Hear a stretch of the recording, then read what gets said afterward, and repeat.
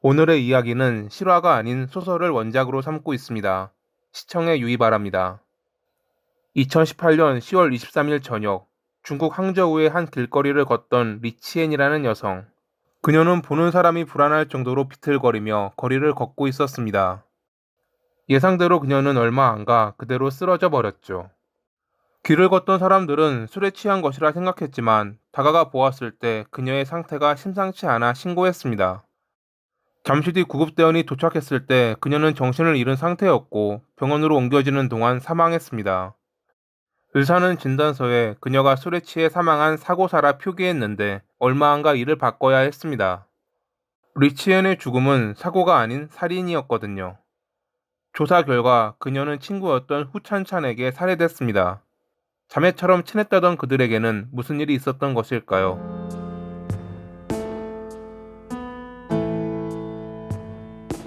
항저우의 한 고급 아파트 분양 사무소에서 일했던 리치에는 어디서나 흔히 볼 수 있는 여성이었습니다. 그녀는 프로그래머였던 남자친구와 결혼 자금을 모으며 조금씩 미래를 준비하고 있었습니다. 리치엔에게는 후찬찬이라는 친구가 있었습니다. 둘은 대학에서 만났고 당시 룸메이트를 할 정도로 친한 사이였죠. 대학 졸업 후 후찬찬은 전혀 일을 하지 않았지만 리치엔을 데리고 고급 레스토랑을 가거나 명품 옷을 사러 가는 등 사치를 부렸습니다. 그녀가 부잣집 딸이 아니라는 걸 알고 있던 리치에는 어디서 돈이 나는지 궁금했지만 물어볼 때마다 그녀는 답을 피했습니다. 궁금증은 갈수록 강해졌고 결국 어느 날 추궁 끝에 알 수 있었습니다. 친구에게는 돈 많은 남자친구가 있다는 것을 말이죠. 그게 뭐 그리 숨길 거냐고 말하는 리치엔에게 후찬차는 남자친구가 가정이 있는 유부남이었다고 조용히 말했습니다. 친구가 정부라는 것을 알게 된 리치에는 이 뒤로 여러 차례 그와 헤어지고 좋은 남자를 만나라고 충고했습니다. 하지만 당장 놀면서 돈이 들어오는 그런 편한 생활을 그녀는 쉽게 포기하지 못했습니다. 그러던 중 후찬찬의 남자친구가 사업에 실패하고 그대로 잠적해버리는 일이 발생합니다. 당시 그녀는 리치엔에게 많은 위로를 받았고 친구가 안타까웠던 리치엔은 좋은 남자를 소개해주기로 마음먹었습니다.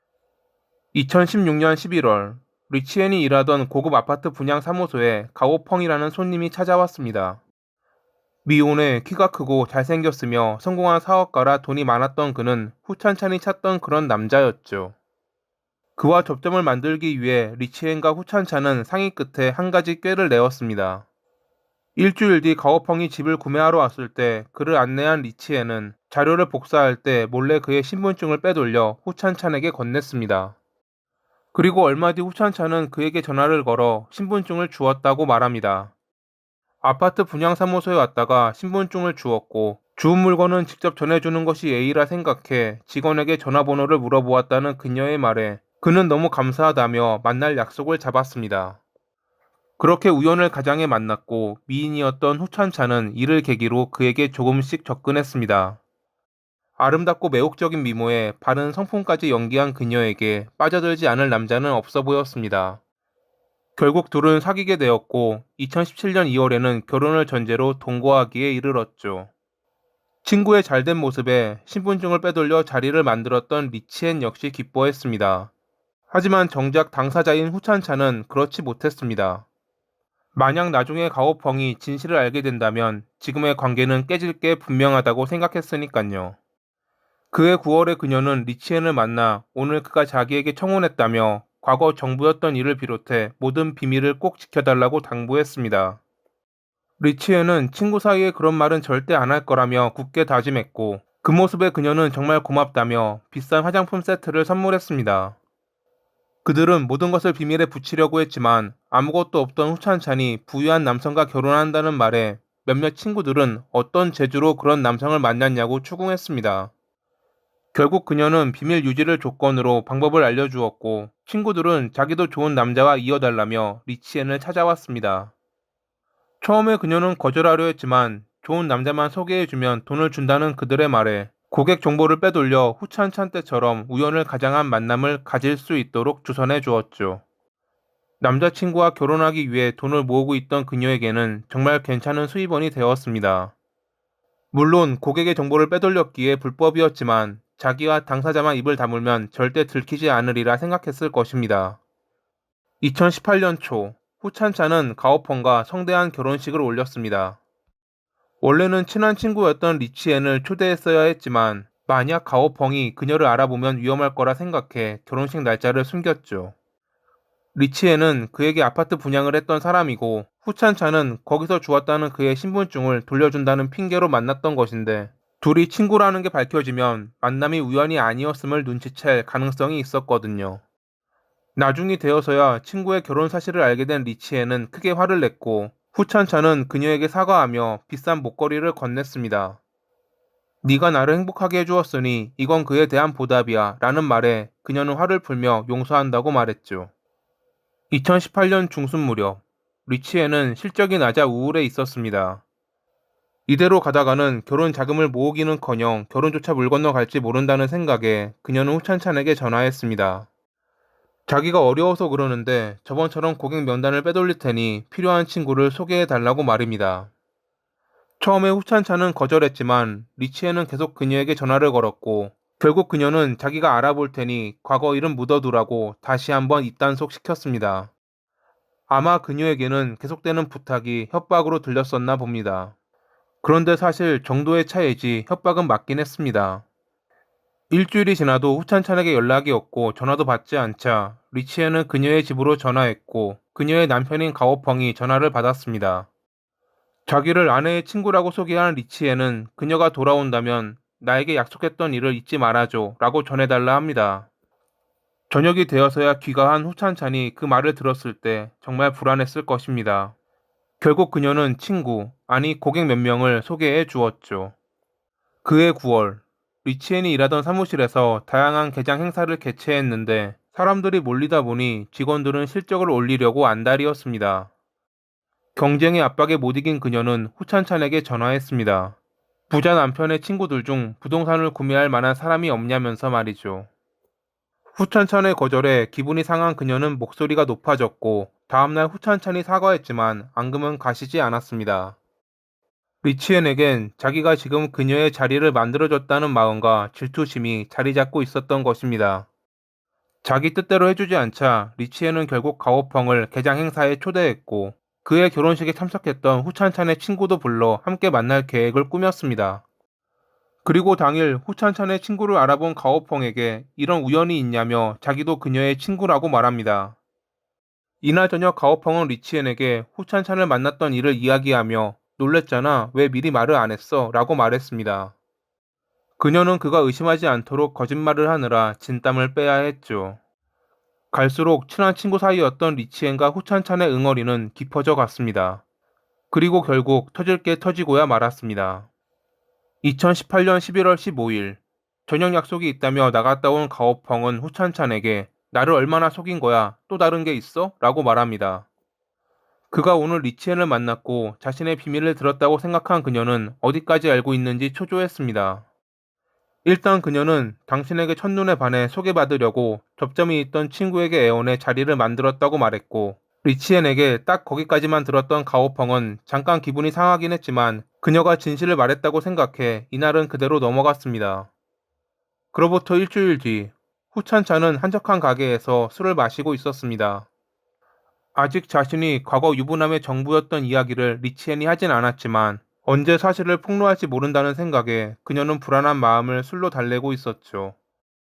취기가 오르자 그녀는 리치엔에게 이곳으로 오라고 전화합니다.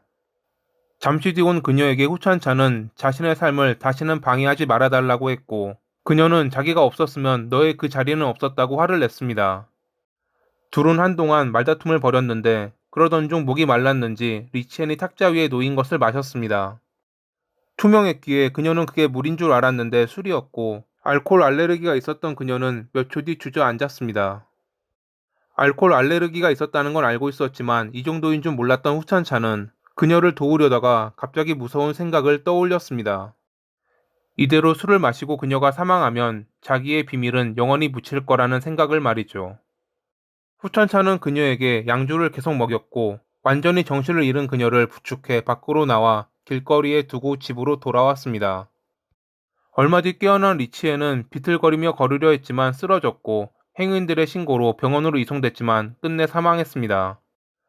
처음에는 사고사로 처리됐지만 그녀의 가족들이 술을 그렇게 마실 아이가 아니라며 신고하는 바람에 경찰의 조사가 시작됐습니다.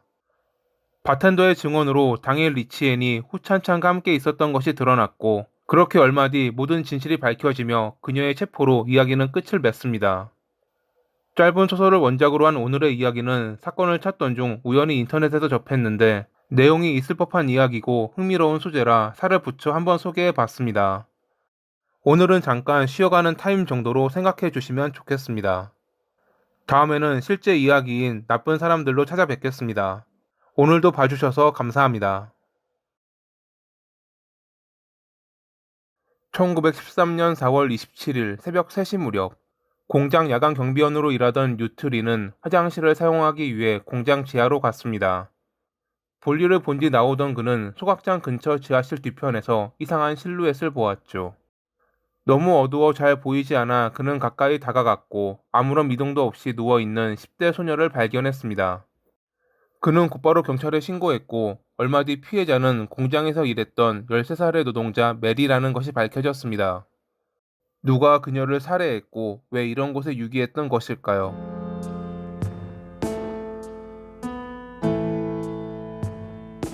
20세기 초 미국 조지아 애틀랜타는 경제적 사회적으로 많은 변화를 겪었습니다. 제조업과 상업을 기반으로 성장해 이주자가 많아졌고 많은 유대인들이 공장을 지어 사람들을 고용했습니다.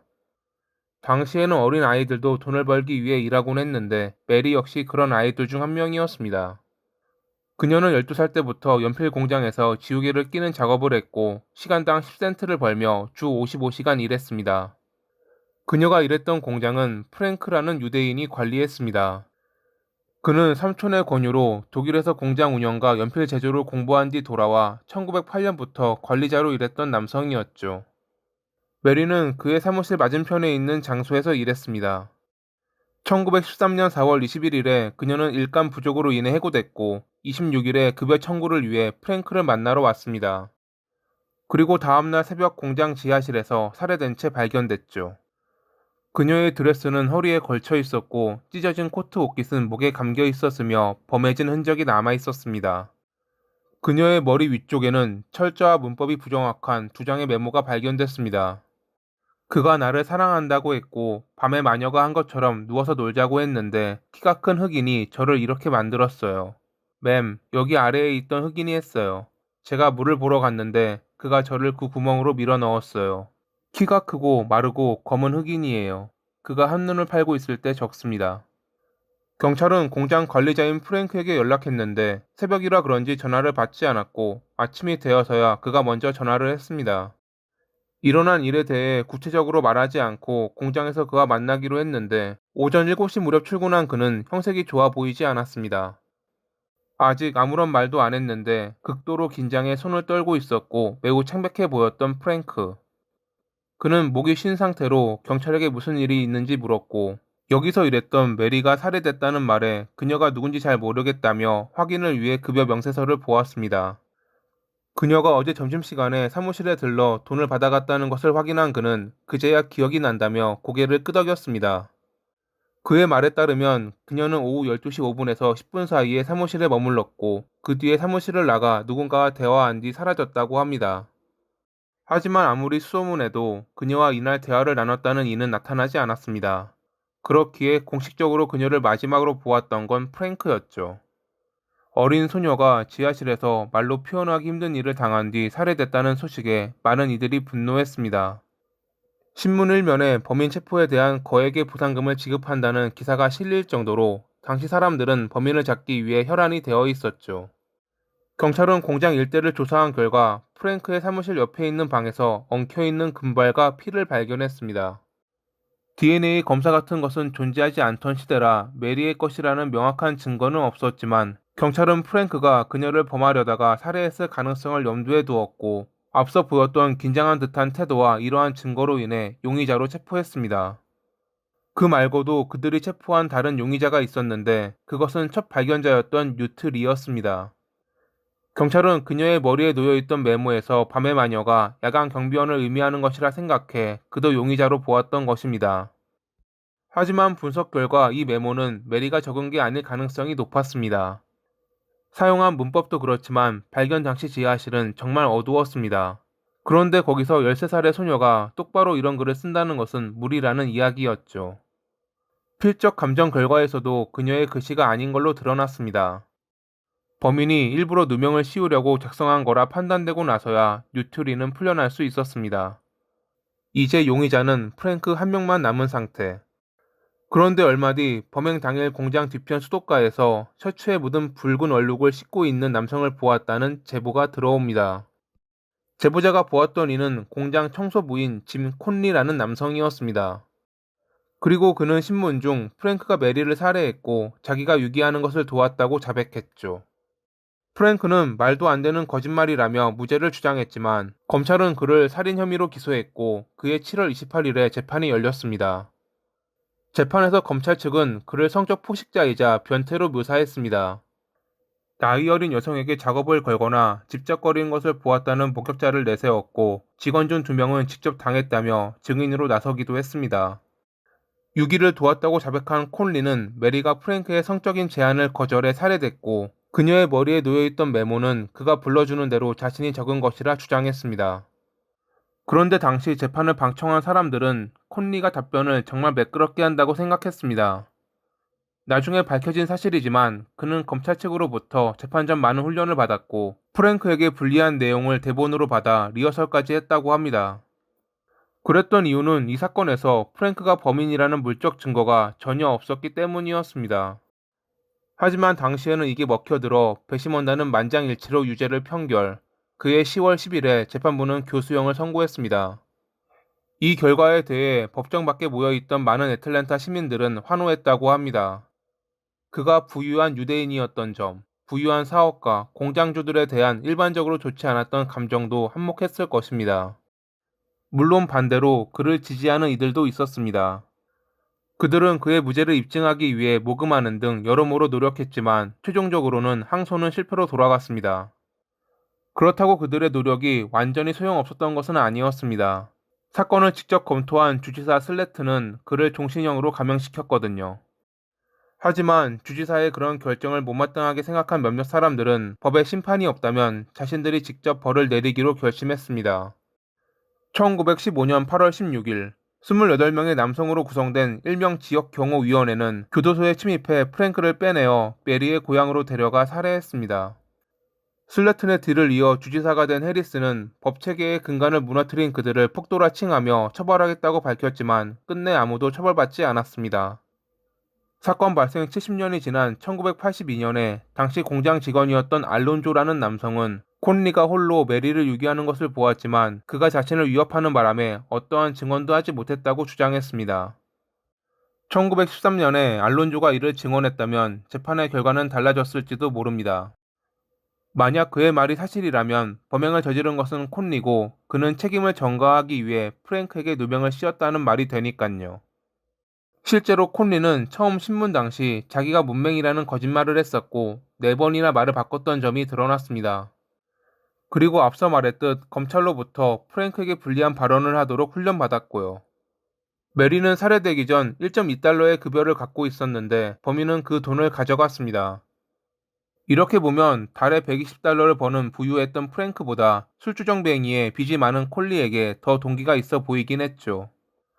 또 하나 중요했던 것이 있는데 콘리는 프랭크와 함께 엘리베이터를 사용해 메리를 지하실로 옮겼다고 주장했습니다. 콘리는 종종 엘리베이터 통로에 배변하는 습관이 있었는데 그는 그날도 그랬다고 인정했습니다. 실제로 당일 경찰은 엘리베이터 통로 바닥에서 멀쩡한 모양의 배변을 발견했고요. 구조상 엘리베이터가 움직였다면 지하실로 내려왔을 때 배변이 눌려야 되는데 멀쩡했다는 것은 엘리베이터가 그날 작동하지 않았다는 것을 말해줍니다. 즉 프랭크와 함께 엘리베이터로 메리를 옮겼다는 콘리의 주장은 거짓말일 가능성이 높다는 것이죠. 하지만 프랭크 측 변호사는 배변이라는 불쾌한 특성 때문인지 당시 이것에 대해 깊게 파고들지는 않았습니다. 콘리 혼자 그녀를 유기하는 것을 봤다는 알론조의 증언과 이러한 내용들이 밝혀지자 1986년에 조지아주 사면 및 가석방위원회는 프랭크를 사면했습니다. 무죄 판결을 받지는 못했지만 그를 초법적 살해로부터 보호하지 못했던 것을 인정했죠. 이는 사건 당시 공정한 재판을 받지 못했음을 암묵적으로 인정한 조치라고 합니다.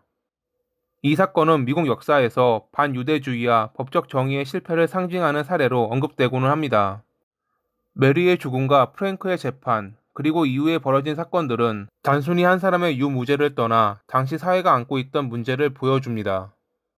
정의는 때때로 편견과 오해에 가려질 수 있지만 시간이 지나면서 진실에 대한 탐구와 역사의 재조명은 우리에게 중요한 교훈을 남기죠. 나쁜 사람들에게 철퇴가 내려지는 것은 중요하지만 공정함과 명확함이 꼭 뒤따르길 바라며 오늘의 이야기를 마칩니다. 항상 시청해주셔서 감사합니다. 중국 장수성에 위치한 옛난촌이라는 작은 마을. 이곳에 살았던 구페이와라는 남성이 어느 날 실종됐습니다. 그는 아내 왕란잉, 아들 춘춘과 함께 살고 있었는데 일하는 곳이 상하이였기에 주기적으로 자리를 비우곤 했습니다. 이번에도 일하러 간다며 자리를 비웠기에 며칠 안 보여도 그런 것이라 생각했지만 어떠한 소문 때문에 경찰은 그의 아내를 의심했습니다. 그리고 얼마 안 가 경찰은 그 소문이 사실이었고 그녀가 남편을 살해하는데 일조했다는 것을 알아냈습니다. 당시 마을에 돌았다는 소문은 무엇이었을까요? 그들에게는 어떤 일이 있었던 것일까요?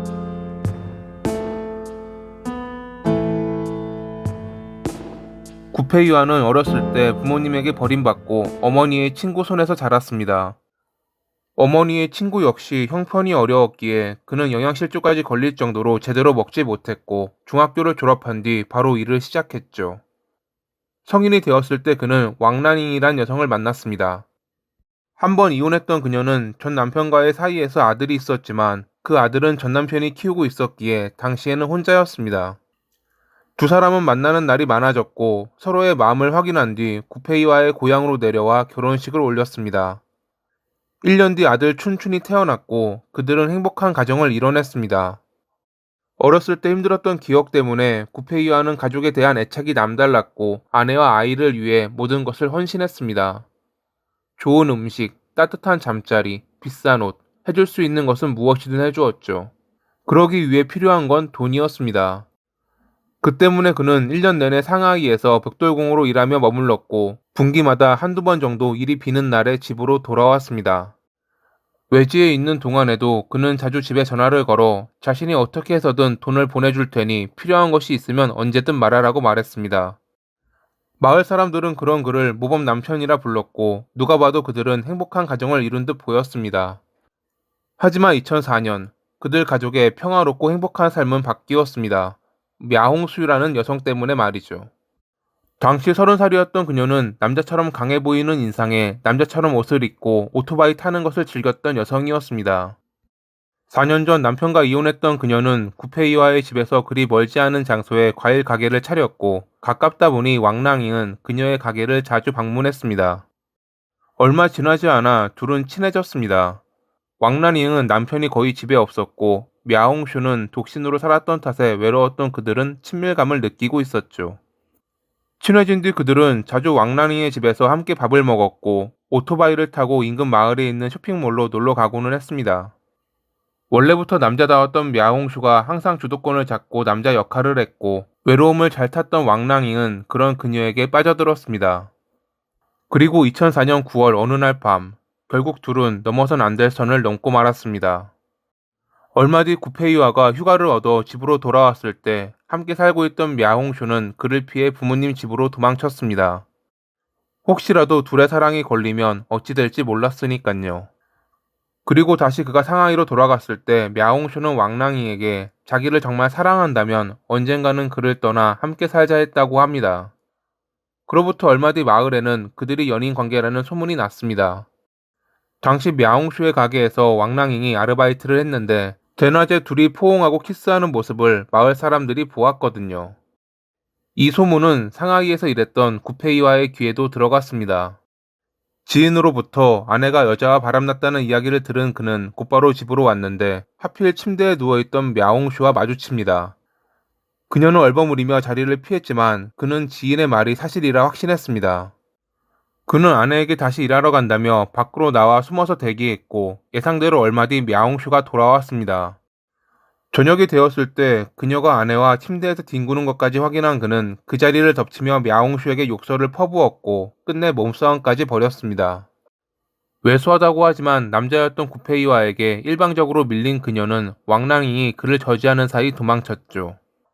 구페이와는 아내에게 가정을 지킬 수 있도록 마음을 돌려달라 말했고 그녀는 그의 앞에서 알겠다고 답했지만 얼마 뒤 мя옹슈가 함께 도망가자고 제안하자 그녀의 손을 잡고 다른 지역으로 떠나는 기차에 올랐습니다.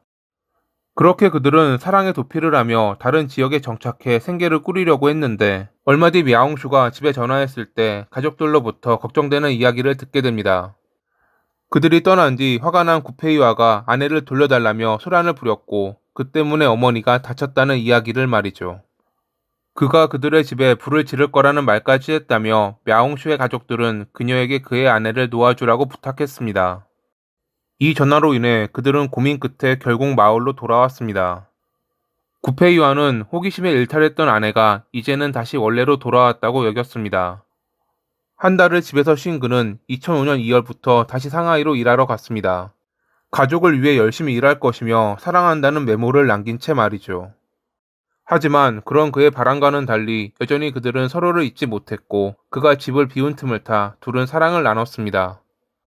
2월 말에 구페이와가 연락 없이 집에 왔을 때 그는 또 집안에 있는 мя옹슈를 보고 화를 내며 욕설을 퍼부었는데 아내는 이제 그녀와는 그런 관계가 아니고 그저 친하게 지내는 자매 같은 관계라며 자기는 그와의 약속을 잘 지키고 있다고 주장합니다. 결국 다음날 구페이와는 그녀의 집에 가 사과했습니다. мя옹쇼는 그의 사과를 받아들였고 그녀와 친하게 지낼 뿐 그런 관계는 이미 끝났다고 다시 한번 각인시켜 주었죠. 하지만 속으로 그녀는 왕랑인과 함께하기 위해 그가 사라지길 바랐습니다. 그가 살아있는 한 그런 날은 오지 않을 것 같다는 느낌에 그녀는 여러 가지 꾀를 내었습니다. 그녀는 1만 위안으로 그를 없애줄 사람을 2명 구했는데 그들에게 성금으로 5천 위안을 주었더니 그대로 도망가 버려 헛돈만 날렸습니다. 결국 자기가 직접 그를 살해하기로 결심한 그녀는 수면제를 사서 왕랑이에게 주며 조만간 너의 남편을 보내버리겠다고 말합니다. 그녀의 비장한 표정에 왕랑이 역시 알겠다며 대신 너무 고통받게 하지 말고 조용히 죽여달라고 말했습니다. 그해 3월 4일 감기가 걸렸는지 몸이 안 좋았던 구페이와는 집으로 돌아와 있었는데 이를 알게 된 мя옹쇼는 오늘이 기회라 생각했습니다. 그녀는 왕랑이에게 따뜻한 차라도 마시게 해 라는 그들만의 신호를 보냈고 왕랑이는 그대로 집으로 가 수면제를 넣은 차를 남편에게 주었죠. 아무것도 모르고 그걸 마신 구페이와는 금세 잠들었습니다. 얼마 뒤 그들의 집으로 온 мя옹쇼는 수면제의 양이 좀 적은 것 같다며 만약 그가 깨어난다면 다시 수면제가 든 꿀물을 먹이라고 지시합니다. 그녀의 말처럼 수면제를 얼마 먹지 않았는지 곧 그는 깨어났습니다. 어느새 와 있는 мя옹쇼에게 간단한 인사를 한 그는 아내가 주는 꿀물을 한 모금 마신 뒤 몸이 좋지 않다며 내려놓습니다. 그러자 мя옹쇼는 자기가 약을 사오겠다며 나갔고 해열제 캡슐에 수면제를 넣어 그에게 건넸습니다.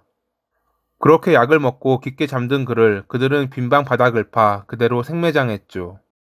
다음날 그들은 인부를 불러 왕랑이의 아들이 쓸 방이라며 바닥을 새로 까는 등 방을 꾸며달라고 했고 그렇게 진실은 묻히는 듯 했습니다. 하지만 구페이와의 실종, 갑작스러운 공사, 과거 그들 사이의 관계를 알고 있던 마을 주민들의 신고로 경찰은 단순 실종이 아닌 범죄가 발생했다고 생각해 조사에 임했고 참고인으로 소환돼 신문을 봤던 그들은 얼마 안가 범행을 자백했습니다. 2005년 7월 13일 법원은 мя옹슈에게 고의적 살인죄로 사형을, 범행을 도운 왕랑이에게는 사형 집행유예 2년을 선고했습니다. 중국에서 사형 집행유예는 사형 선고의 일종이지만 기간 안에 특별한 범법 행위를 저지르지 않는다면 감형될 가능성이 높은 처벌입니다. 그해 12월 8일에 мя옹슈에 대한 형 집행 명령이 내려졌고 그렇게 그녀는 독극물 주사로 인해 생을 마감했습니다. 구페이와는 어려운 환경에서도 가족을 위해 헌신했지만 아내의 배신으로 인해 결국 끔찍한 비극을 맞이했습니다. 비극의 끝에서 피해자의 명복을 빌고 이와 같은 일이 다시는 발생하지 않기를 바라며 이만 마칩니다. 오늘도 시청해주셔서 감사합니다. 2009년 6월 14일 중국 시저우의 한 병원. 장금봉이라는 21살의 여성이 얼굴에 못이 박힌 채 실려오며 조용했던 이곳은 순식간에 소란스러워졌습니다. 처음 이야기를 전해들은 의사는 장난을 치다 그랬을 거라며 간단한 수술일 거라 생각했지만 생각보다 상황은 좋지 않았습니다. CT를 찍어보니 10cm 길이의 못이 머리뼈를 뚫고 박혀 있었고 몇 시간의 수술 끝에 빼내는 데 성공했지만 그녀의 의식은 돌아오지 않았습니다. 널빤지에 박아둔 못이 왜 그녀의 머리에 박혀 있던 것일까요? 그녀의 남편 장리춘의 주장에 따르면 집에서 낮잠을 자고 있었는데 갑자기 쾅 하는 소리가 들려 가보니 아내가 쓰러져 있었다고 합니다. 발 밑에 수박 껍질이 흩어져 있던 것으로 보아 아내가 그걸 밟고 넘어졌고 평소 모기향을 꽂던 널빤지에 박아둔 못에 머리를 부딪힌 것 같다는 그의 주장. 하지만 당시 의사는 그의 말을 믿지 않았습니다. 인간의 머리뼈는 정말 단단하기에 그가 말한 대로 넘어지면서 그런 것이라면 이렇게 깊게 박히지 않는다는 걸 알고 있었거든요. 게다가 결정적으로 그녀의 머리에 또 하나의 못자국이 있었습니다. 머리뼈에 박힌 못과 똑같은 자국이 바로 옆에 말이죠. 의사는 장근봉의 부모님에게 경찰에 신고할 것을 권했습니다. 누군가 그녀를 살해하려고 머리에 못을 박았지만 들어가지 않자 자리를 바꿔 공격했다는 것이 의사의 생각이었습니다. 설명을 들은 그녀의 부모님 역시 이상함을 느끼고 경찰에 신고했습니다. 사건을 접수한 경찰은 장리춘의 집으로 갔는데 그의 말처럼 수박 껍질이 바닥에 널브러져 있을 뿐 다른 문제점은 보이지 않았습니다. 누군가 침입한 흔적도 다툼의 흔적도 전혀 없었죠. 그렇다고 남편인 장리춘이 범인 같아 보이지도 않았습니다. 왜냐하면 그는 하반신 마비에 휠체어를 타고 있었거든요. 아내가 사망하면 도리어 불편한 것은 그였을 것입니다. 결혼한 지 얼마 되지 않은 젊은 부부였던 그들은 금술도 좋았고 그녀의 부모님도 쾌활하고 열정적인 사위를 좋아했습니다. 얼마 뒤 장근봉은 깨어났지만 뇌 손상으로 인해 언어 능력을 상실했고 의식도 맑지 못해 그녀에게 정보를 얻기란 어려워 보였습니다. 그러던 어느 날 병실을 찾아온 형사에게 부모님은 자신들의 기구한 운명에 대해 이야기합니다. 그들에게는 자녀가 2명 있었는데 최근 1년 사이에 아들은 감전돼 사망했고 얼마 전 딸과 사위가 자동차 사고를 당해 딸은 무사했지만 사위가 하반신 마비, 그리고 지금은 딸이 병상에 누워 있다며 그들은 눈물을 흘렸습니다. 그저 답답한 마음에 던진 하소연이었지만 이야기를 듣던 형사는 심상치 않은 냄새를 맡았습니다. 한 집안에 이러한 불운이, 그것도 단기간에 겹친다는 건 분명 이상했습니다. 무언가를 노린 계획적 범행은 아닐까 하는 생각에 형사가 처음 떠올린 것은 보험금이었습니다. 쿠이보노, 누구의 이득인가? 과거부터 지금까지 부재 증명인 알리바이와 함께 중요시되는 수사의 핵심. 형사의 예상대로 그들의 아들과 딸 모두 고액의 보험을 들었습니다. 그리고 그 보험을 권유했던 건 보험사 직원이었던 사위 장리춘이었죠. 2007년에 그들의 아들은 요리를 하던 중 감전사했는데 그가 보험을 들고 겨우 한 달 만에 일어난 일이었습니다. 보험 효력이 적용되자마자 그가 사망한 것입니다. 물론 보험사는 이에 대해 조사했지만 현장에선 싸움의 흔적도 없었고 검시 결과 강한 전류에 의한 심부전으로 사망했다고 결론이나 보험금을 지급했습니다. 당시 부모님이 받은 보험금은 55만 위안, 하나로 약 1억 1천만 원이었는데 장리춘은 보험 처리를 도와준다며 그들에게 20만 위안을 요구했습니다. 그의 권유로 들었던 보험이기도 했기에 그들은 그 돈을 주었다고 합니다. 그런데 만약 이게 모두 장리춘이 범행을 저지른 뒤 사고로 꾸민 거였다면? 예상대로 그는 아내 앞으로도 고액의 생명보험을 들어둔 상태였습니다. 그리고 얼마 전 났던 자동차 사고는 보험 효력이 적용된 지 얼마 안 된 시점이었죠. 사고로 인해 장근봉이 타고 있던 조수석은 거의 박살나 있었는데 당시 그녀는 차 밖으로 튕겨져 나와 정말 운 좋게 살아남았습니다. 오히려 파손되지 않은 운전석에 앉아있던 장리춘이 하반신 마비가 됐기에 아무도 고의적인 사고라고 생각하지 않았을 것입니다. 형사는 그를 의심하며 신문했지만 마른 체격에 휠체어에 탄 그가 아내를 살해할 수 있을까 하는 의문 때문에 결국 소득 없이 풀어주어야 했습니다. 그런데 얼마 뒤 사건을 조사하던 중 그가 최근 동네의 한 PC방에 갔던 것을 알게 됩니다. 여기까지만 보면 별거 아닌 것 같지만 형사가 주목한 것은 그 PC방이 2층에 있고 건물은 엘리베이터가 없었다는 것입니다. 형사는 그 건물의 보안 카메라를 확인했고 기적을 보았습니다. 하반신 마비라고 했던 장리춘이 2다리로 걸어서 계단을 오르는 모습을 말이죠. 곧바로 그는 체포됐고 형사가 보았던 보안 카메라 영상을 보여주자 끝내 자기가 그랬다며 범행을 시인했습니다. 2년 전 보험회사 신입사원이었던 그는 고객의 보험 청구 절차를 돕던 중 별거 아닌 사고로 많은 보험금을 타갔던 사례를 접하게 됩니다. 많은 돈을 벌고 싶었던 그는 여자친구였던 장금봉의 가족을 목표로 정하고 실적을 올려달라는 핑계로 보험 가입을 권유했습니다. 그리고 얼마 뒤 그녀의 동생이 사망하며 보험금이 지급됐죠. 물론 이 사고는 우연이 아니었습니다. 그녀의 동생은 밥솥을 만지다 감전사했는데 그 밥솥은 당시 고장나 있던 상태였습니다. 그걸 장리춘이 고쳤다고 말하며 그녀의 동생이 사용하도록 유도했고 아무것도 모른 채 만지다 감전사 당했던 것입니다. 그들이 보험에 가입할 당시 그는 그녀와 결혼하지 않았기에 수령자의 이름은 올라가지 않았지만 자기의 권유로 보험에 가입했고 서류 정리도 도와줬다며 보험금 일부를 달라고 말했습니다. 그렇게 20만 위안, 하나 약 4천만 원을 받은 그는 손쉽게 돈을 버는 방법을 알았다며 기뻐했습니다. 재미를 본 그는 장금봉의 부모님을 노릴까 생각했지만 수령인에 자기 이름을 올리지 못한다고 판단해 우선 결혼부터 서둘렀습니다. 그는 결혼하자마자 아내 이름으로 생명보험에 가입했고 보험금 지급이 확정되고 며칠 뒤 자동차 사고를 일으켰습니다. 하지만 아내가 운 좋게 살아남자 그는 두 번째 계획을 세웠습니다. 나중에 그녀에게 정말 운 나쁜 사고가 났을 경우 혐의에서 벗어날 수 있도록 병원에서 가짜 마비 진단서를 발급받은 그는 퇴원하고 며칠 뒤 다량의 수면제가 들어간 물을 아내에게 건넸습니다. 아무것도 모르는 그녀는 물을 마신 뒤 정신을 잃었고 그는 사고로 위장하기 위해 그녀의 머리에 못을 박았던 것입니다. 처음에는 위치를 잘못 잡았는지 못이 머리뼈를 뚫지 못하자 위치를 옮겨 박았다는 장리춘. 그런데 2009년 11월에 열린 재판에서 그는 자신의 죄를 부인하며 압수했던 모든 자백을 번복했습니다. 하반신도 당시에는 마비됐던 것이 맞지만 차츰 나아져 걸을 수 있게 된 거라면서 말이죠. 의식은 회복했지만 제대로 말하지 못했던 장금봉이 유일한 증인이었기에 일단 법원은 이 사건에 대한 추가 조사를 명령했습니다. 정말 최악의 경우 그가 무죄 선고를 받을지도 모르는 상황.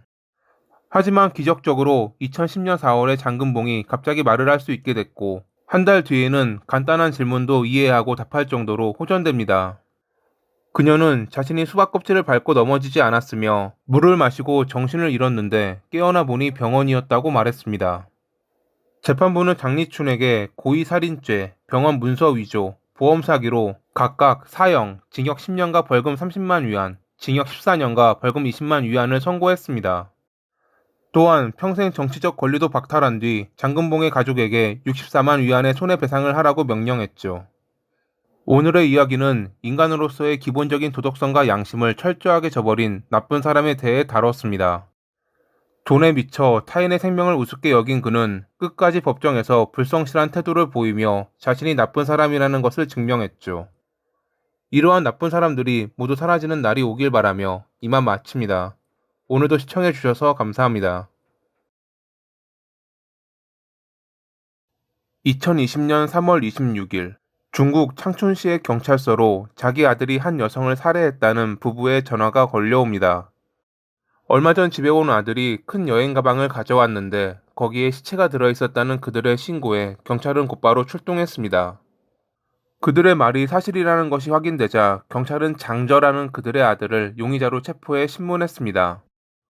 왜 체포되었는지 아냐는 경찰의 질문에 그는 사람을 죽였습니다 라고 대답했지만 누굴 죽였냐는 질문에는 모른다고 대답했습니다. 모르는 사람을 죽였다는 그의 말에 경찰은 혀를 내둘렀죠.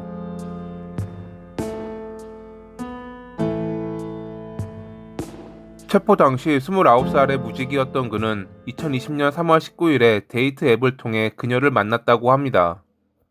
그날 밤 그는 그녀를 자신의 집으로 초대해 함께 술을 마셨고 취한 상태에서 자연스럽게 서로 속박 플레이를 하기로 했습니다. 그렇게 그는 화장실에서 그녀의 목을 비롯해 몸 전체를 묶었는데 불편함을 나타내지 않아 괜찮은 줄 알았더니 잠시 뒤 그녀가 숨을 쉬지 않았습니다. 깜짝 놀란 그는 밧줄을 푼 뒤 CPR을 했지만 이미 멈춰버린 그녀의 심장은 뛰지 않았습니다.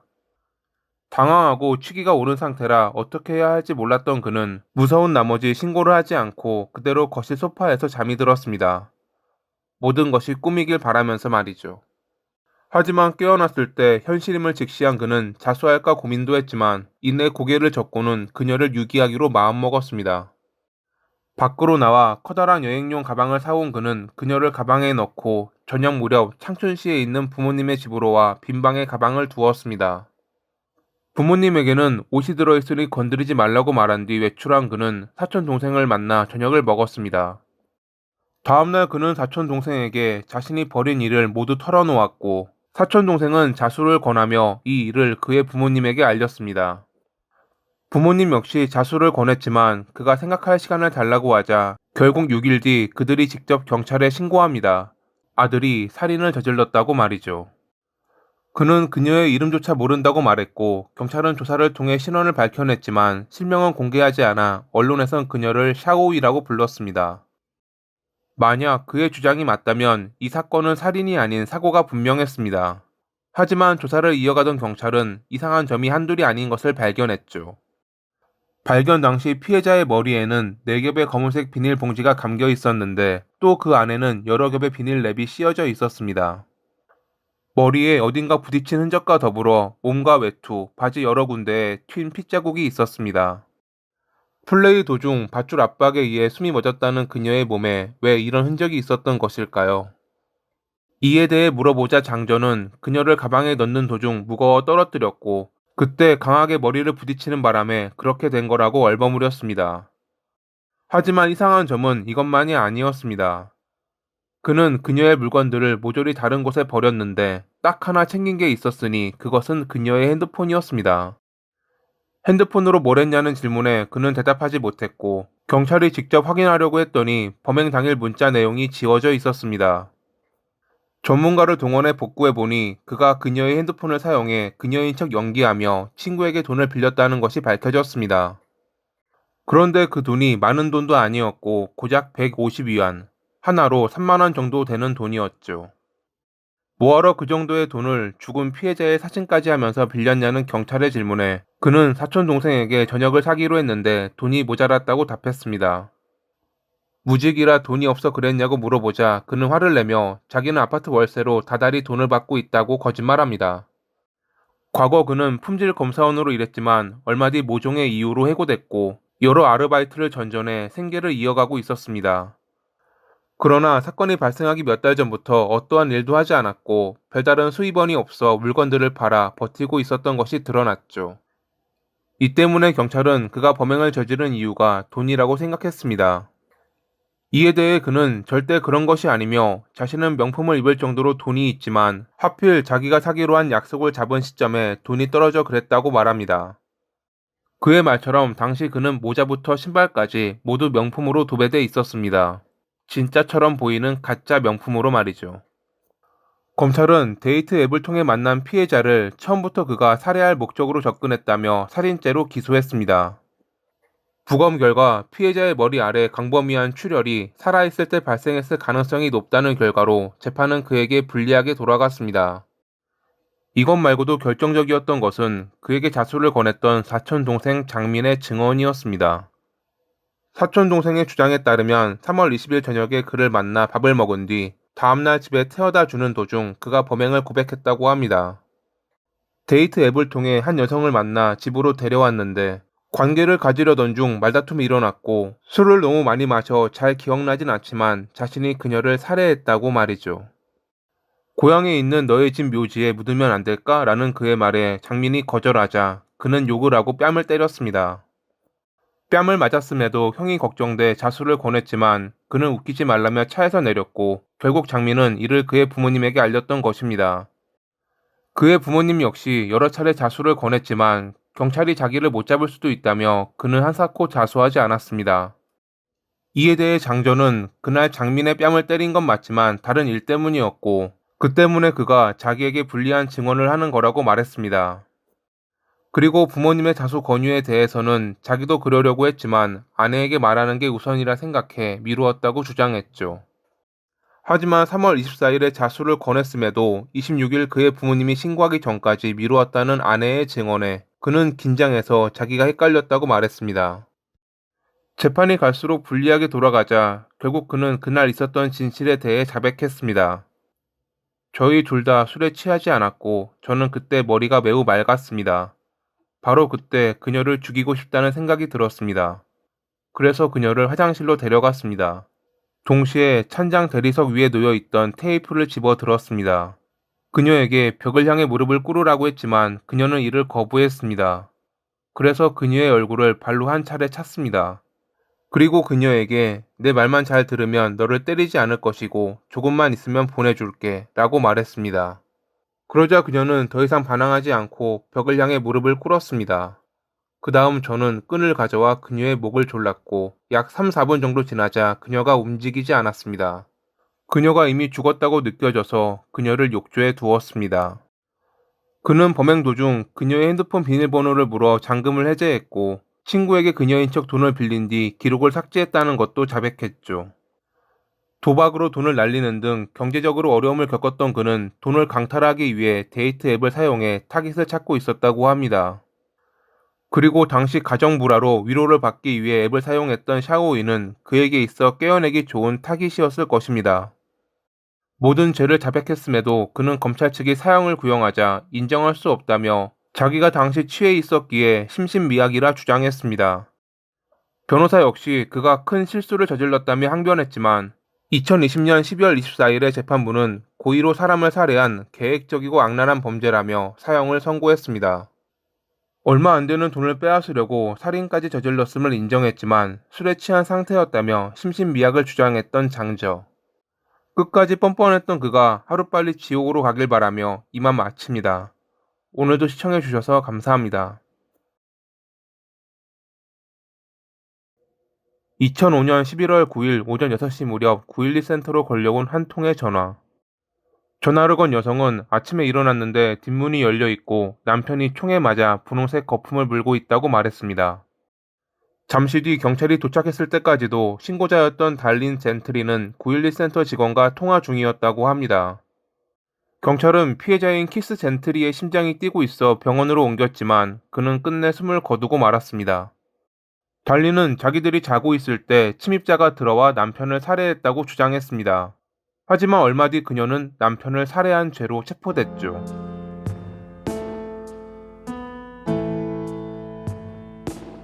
미국 텍사스 로빈스는 약 12,000명 정도의 구성원으로 이뤄진 작은 마을로 교육 환경도 좋고 집값도 저렴한 편이었습니다. 이곳에 살았던 젠트리 가족은 별다른 문제가 없어 보이는 어디서나 볼 수 있는 평범한 가족이었죠. 동갑이었던 키스와 달리는 텍사스 주립기술대학교에서 만났습니다. 당시 키스는 기술자가 되고 싶어 제도와 용접을 공부하고 있었고 달리는 치과 보조원을 목표로 하고 있었죠. 달리는 어렸을 때부터 사람들을 끌어당기는 미모의 소유자였습니다. 여왕, 텍사스 미인, 어딜 가나 이런 수식어가 그녀를 따라다닐 정도로 말입니다. 항상 주도적이고 자신감 넘쳤던 그녀는 키스를 보고 첫눈에 반했습니다. 그의 파란 눈을 정말 좋아한다는 그녀의 고백에 둘은 만난 지 얼마 되지 않아 연인 관계가 됐죠. 대학교를 졸업할 무렵 그와 결혼하고 싶었던 그녀는 어느 날 넌지시 결혼 의사를 밝혔는데 당시 아무것도 준비되지 않았던 키스는 좀 더 시간을 가지자고 말합니다. 그녀는 그의 대답이 마음에 들지 않았고 둘은 이 때문에 자주 다투다 결국 헤어졌습니다. 졸업한 뒤 달리는 댈러스로 이사해 치과 보조원으로 일했는데 상수병과 더불어 차까지 도난당하자 직장을 그만두고 로빈슨으로 돌아왔습니다. 그리고 그녀는 키스와 다시 만났죠. 그녀와 떨어져 있던 시간 동안 그는 기술자로 일하며 돈을 벌고 있었고 이제는 가정을 꾸릴 준비가 되었다고 생각했습니다. 달린을 놓치기 싫었던 그는 반지를 건네며 청혼했고 그녀는 기쁘게 받아들이며 1994년 4월에 둘은 작지만 행복한 결혼식을 올렸습니다. 달린은 치과를 그만두고 학교로 돌아가 간호학 학위를 받아 간호사가 됐고 퀴스는 전기회사에서 엔지니어로 일했습니다. 둘은 새 아이를 두었는데 아이들을 보석이라 표현할 만큼 사랑했습니다. 당시 키스가 다녔던 회사는 벌이는 괜찮았지만 출장이 많다 보니 일주일에 반은 집에 오지 못했습니다. 가족과 함께 있고 싶었던 그는 결국 일을 그만두고 집에서 그리 멀지 않은 회사에 사무직으로 들어갔죠. 물론 예전만큼 벌진 못했지만 그는 아이들과 있는 시간이 더 많아져 행복했습니다. 하지만 아이들이 점점 커가면서 그들은 돈이 더 필요했고 이때부터 달린과 키스는 돈 문제로 가끔 다투었습니다. 여기까지는 어느 가족에게나 있을 법한 이야기였습니다. 2005년 11월 9일 키스가 살해되기 전까지는 말이죠. 전날 달리는 막내가 열이나 아이의 방에서 함께 잠들었습니다. 9일날 오전 6시에 일어난 그녀는 거실로 나왔다가 총기함을 보고 놀랐습니다. 키스는 평소 총을 몇 자루 갖고 있었고 자물쇠가 걸린 총기함에 넣어뒀는데 그 총이 모두 사라졌던 것입니다. 밖으로 통하는 뒷문과 창문이 열려 있는 것을 확인한 그녀는 침입자가 있다고 생각했습니다.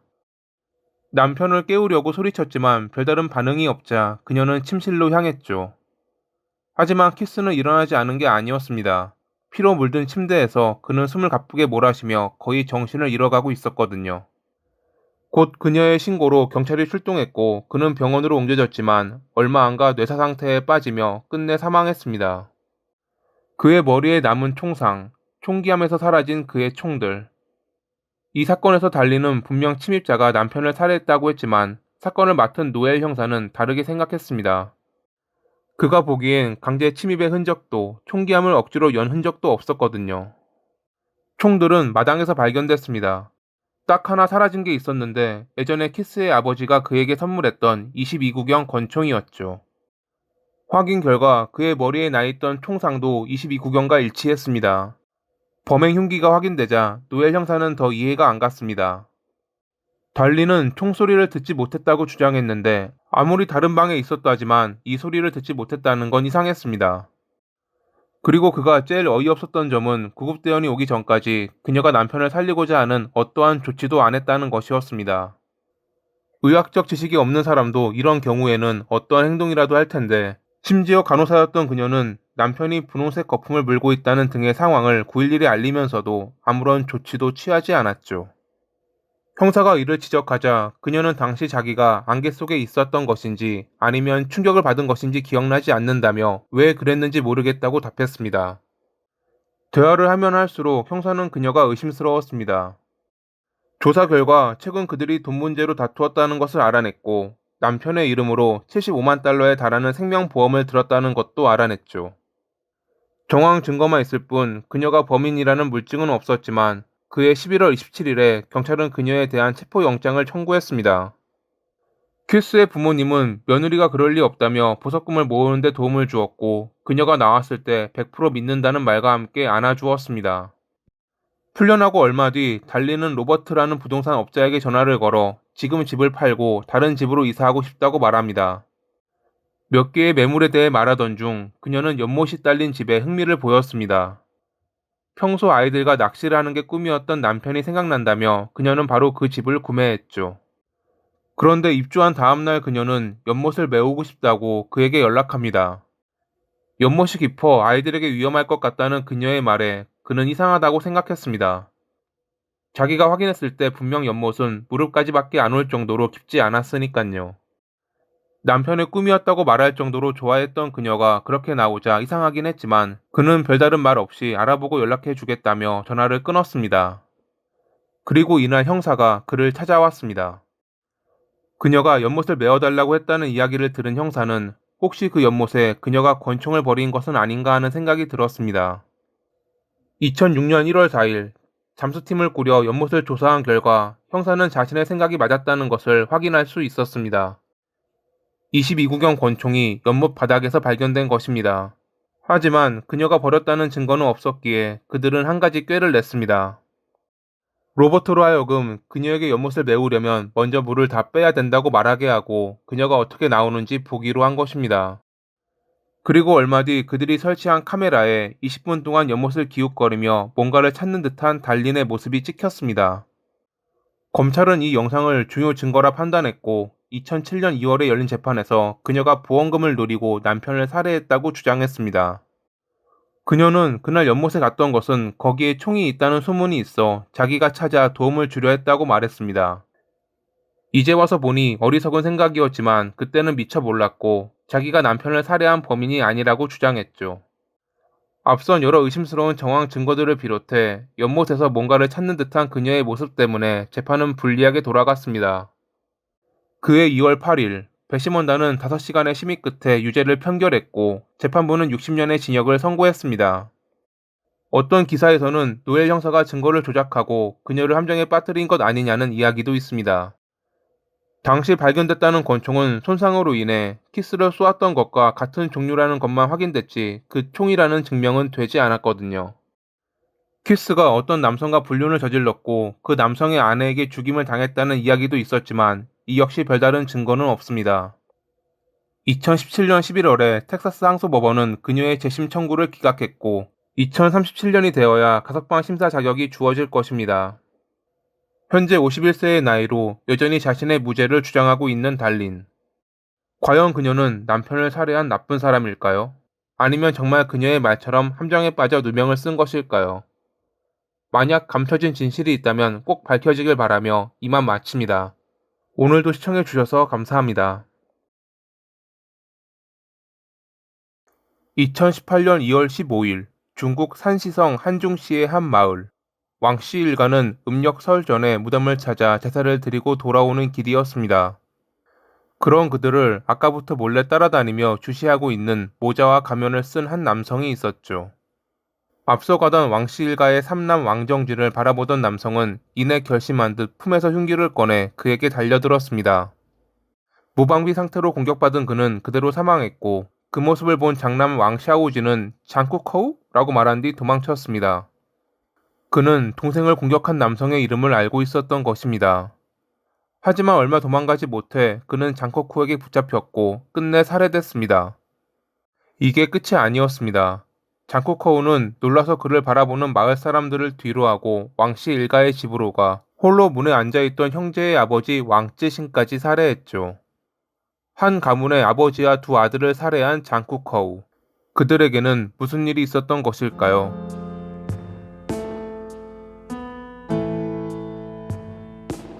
모든 이야기의 시작은 22년 전인 1996년 여름에 시작됐습니다. 이날 장쿠커우는 어머니인 왕시우핑 그리고 누나와 함께 발을 씻으러 근처 강으로 갔습니다. 그런데 도중에 평소 사이가 안 좋았던 왕쯔신이 두 아들과 함께 맞은편에서 걸어옵니다. 정확한 이유는 알려지지 않았지만 잠시 뒤 그들은 시비가 붙었고 어느덧 몸싸움으로 번졌습니다. 당시 13살이었던 장쿠커우는 집으로 달려가 아버지를 불러왔는데 그 사이 어머니는 왕씨 일가 3명에게 둘러싸여 바닥에 쓰러져 맞고 있었습니다. 아버지는 황급히 그들을 밀친 뒤 아내를 일으켜 자리를 피하려고 했습니다. 그런데 갑자기 뒤에서 죽여버리겠다는 외침과 함께 왕씨 일가의 차남 왕푸진이 막대기로 어머니의 머리를 내리쳤습니다. 이날 저녁 어머니는 사망했고 왕씨 일가 3명은 체포됐죠. 당시 공화국 법의학자가 부검을 하러 왔는데 적절한 장소를 찾을 수 없어 집 앞 도로에서 부검했다고 합니다. 그 모습을 장쿠커우와 가족들은 울면서 지켜보았다고 하니 정신적 충격이 정말 컸을 것입니다. 자기 어머니를 살해한 왕푸진을 그는 용서할 수 없었습니다. 하지만 이미 체포됐으니 죗값에 걸맞은 법의 심판이 내려지길 바랐죠. 그런데 그해 12월에 열린 재판에서 차남이 아닌 삼남 왕정진이 피고인 자리에 섭니다. 장코커우와 누나는 분명 그날 막대기로 어머니를 공격한 것이 차남 왕푸진이라 주장했지만 변호 측은 그에 따른 증거가 없다며 반박했고 삼남이 범행을 인정하는 점, 미성년자인 점, 왕시우핑 역시 그들에게 공격을 했던 점을 들어 과실치사를 주장했습니다. 장코커우와 누나는 차남이 먼저 시비를 걸었다고 주장했지만 왕씨 측은 왕시우핑이 먼저 침을 뱉으며 욕을 했다는 상반된 주장을 했죠. 하지만 결국 돈이 없어 변호사를 쓰지 못한 탓에 장코커우와 누나의 증언은 묵살됐습니다. 재판부는 다툼이 일어난 것에 피해자 역시 어느 정도 책임이 있다며 삼남에게 징역 7년을 선고했습니다. 장코커우는 차남이 범행을 저질러 놓고 일부러 형량을 낮게 받으려고 17살이었던 삼남이 한 것처럼 꾸몄다고 생각했습니다. 또한 왕씨 집안 장남인 왕샤오진이 공무원이었기에 그의 입김이 작용했다고 보았죠. 삼남이 겨우 3년 만에 풀려나자 의심은 확신이 됐지만 그가 할 수 있는 건 아무것도 없었습니다. 이 사건 이후 장쿠커우는 변했습니다. 원래 수다스러웠던 그는 조용해졌고 잘 다니던 학교도 그만둔 뒤 여러 일을 전전했습니다. 2001년에 군에 들어갔고 2년 뒤 제대했는데 특수부대원이라는 소문이 있었지만 실제로는 포병으로 근무했다고 합니다. 그는 타지에서 일하며 월급의 반을 집으로 보냈고 그 돈으로 아버지는 새 집도 지었습니다. 일에만 몰두하고 1년에 한 번 정도만 고향으로 돌아왔던 장쿠커우. 고향에 오면 어머니의 억울한 죽음이 생각나서 더 그랬을 것입니다. 당시 13살이었던 수녀는 어느새 35살이 되었지만 여전히 마음 한구석에는 어머니를 살해한 왕씨 일가에 대한 증오가 남아 있었습니다. 2017년에 그는 일 때문에 결국 고향으로 돌아왔는데 가끔 거리를 걷다가 마주치는 왕씨 일가를 볼 때마다 증오는 커졌고 2018년 2월 15일 그 증오는 수면 위로 얼굴을 드러냈죠. 이날 제사를 지내고 돌아오는 왕씨 일가의 장남과 삼남을 살해한 그는 그대로 왕씨 일가의 집으로 달려가 그들의 아버지인 왕쯔신까지 살해했습니다. 하지만 정작 어머니를 살해했던 차남은 약속 때문에 자리를 비워 화를 피했다고 합니다. 그는 범행 이틀 뒤 경찰서를 찾았는데 원래는 바로 자수하려 했지만 불꽃놀이를 보고 싶어 늦었다고 말했죠. 한 언론사와의 인터뷰에서 그는 다음과 같이 말했습니다. 지난 22년 동안 왕씨 일가는 다른 사람을 통해서든 우리와 소통하지 않았고 어떠한 사과의 한마디도 없었습니다. 그리고 이어진 지금 후회하고 있냐는 기자의 질문에 후회하지 않습니다. 라고 답했습니다. 어머니의 원수를 갚았다는 그의 이야기는 인터넷으로 널리 알려졌고 사람들은 그를 영웅 협객이라 부르며 칭송했습니다. 2019년 1월 8일 재판부는 그에게 사형을 선고했고 그해 7월 17일에 형이 집행됐습니다. 이 사건을 접한 사람들은 그가 범행을 결심했던 것이 22년 전 어머니의 억울한 죽음보다도 그에 따른 법적 조치가 문제였다고 지적했고 살인 같은 강력 범죄에는 나이에 상관없이 처벌해야 한다며 미성년자 보호 제도에 관한 법률이 개정돼야 한다는 말이 나왔다고 합니다. 군자 보고 10년 불만. 군자의 복수는 10년이 걸려도 늦지 않는다. 그의 행동을 마냥 옹호할 수는 없지만 만약 내가 그의 입장이었다면 어찌했을까 하는 생각을 하며 오늘의 이야기를 마칩니다. 항상 시청해 주셔서 감사합니다.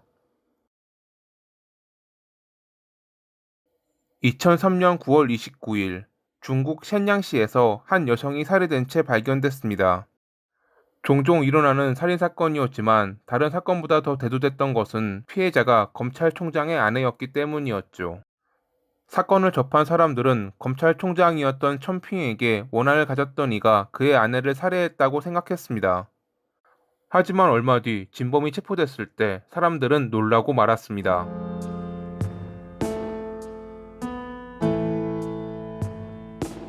사건 발생 당일 첨핑은 아침 7시 40분에 출근했고 자기가 나올 때까지도 아내인 왕링은 잠들어 있었습니다.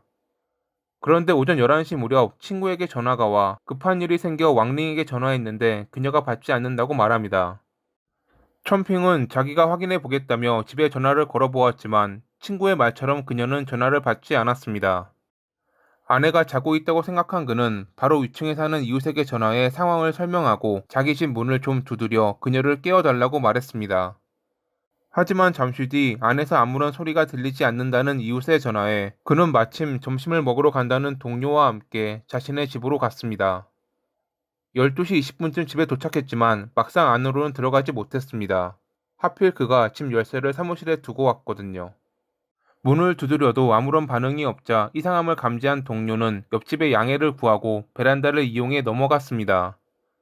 그런 그의 눈에 들어온 것은 붉게 물든 침대였습니다.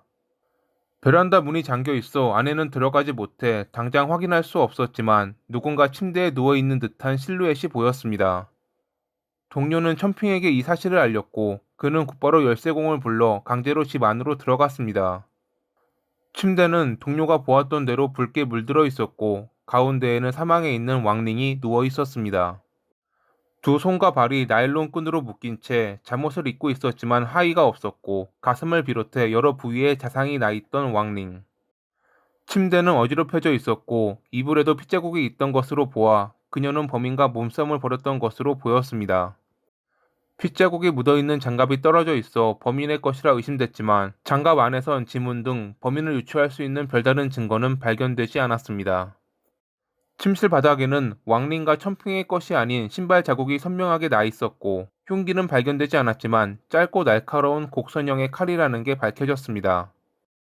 현장을 조사하던 경찰은 서랍 등에서 꽤 많은 현금과 유가 증권을 발견했는데 범인은 돈을 노린 게 아닌지 그대로 두고 갔습니다. 검찰총장의 아내가 살해됐다는 보고에 샌양시 경찰 고위 간부들은 즉시 전담반을 구성해 사건을 빨리 해결하라고 지시했습니다. 일단 돈을 노린 강도가 아니었기에 왕링과 원한 관계에 있던 이들을 위주로 조사했지만 별다른 소득은 없었습니다. 그러던 중 검시관이 그녀의 중요 부위에서 남성의 털 몇 가닥을 발견합니다. 하의가 벗겨져 있었고 접촉 행위는 없었지만 타인의 털이 발견됐다는 것에서 경찰은 범인이 그녀를 범하려다가 모종의 이유로 포기하고 살해했다고 여겼습니다. 몸에 남아있는 21군데의 자상으로 보아 범인은 분명 그녀에게 자신의 화를 풀었을 것입니다. 그녀는 원한 관계가 없었으니 그렇다면 남는 것은 남편인 천핑이었습니다. 검찰총장이라 나쁜 사람들과 많은 접점이 있는 그였기에 원한을 가진 범인이 그의 아내에게 화풀이했을지도 모릅니다. 하지만 이것도 추측일 뿐 명확한 단서가 없어 한동안 수사는 난항을 겪었죠.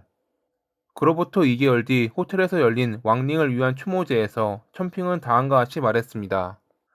사랑하는 아내를 잃었지만 쓰러지지 않고 과거보다 더 열심히 살겠습니다. 지금 제 유일한 바람은 하루빨리 범인을 잡는 것입니다. 그런 그의 모습을 조용히 지켜보던 한 형사가 있었습니다.